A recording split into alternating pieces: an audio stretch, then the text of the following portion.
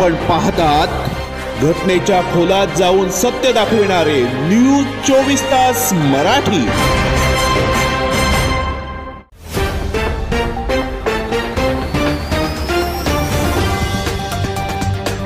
रोहा येथील नेत्र रुग्ण तपासणी शिबिरात 34 मोतीबिंदू रुग्णांना मिळाली नवी दृष्टी।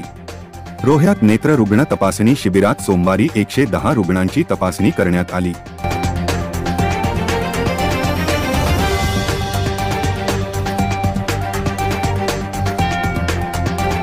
त्यापैकी डोळ्यात मोतीबिंदू आढळलेल्या 34 रुग्णांना नवीन पनवेल येथील आर झुनझुनवाला शंकरा आय हॉस्पिटलमध्ये नेण्यात आले।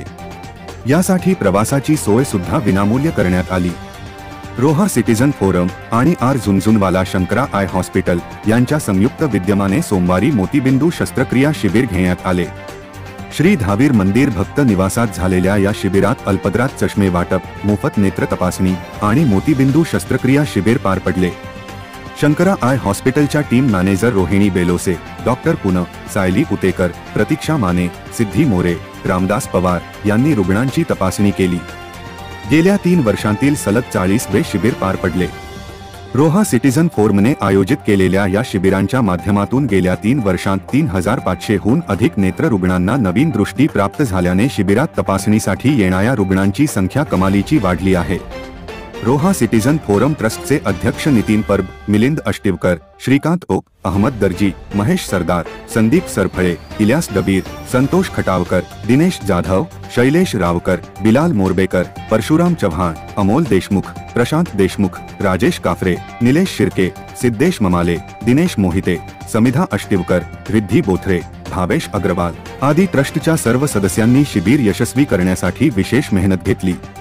रोहा सिटीजन फोरम ट्रस्टचे अध्यक्ष नितीन परब यांनी सहयोगी संस्थांचे आणि शिबिरासाठी परिश्रम घेणाऱ्या सर्वांचे आभार मानले।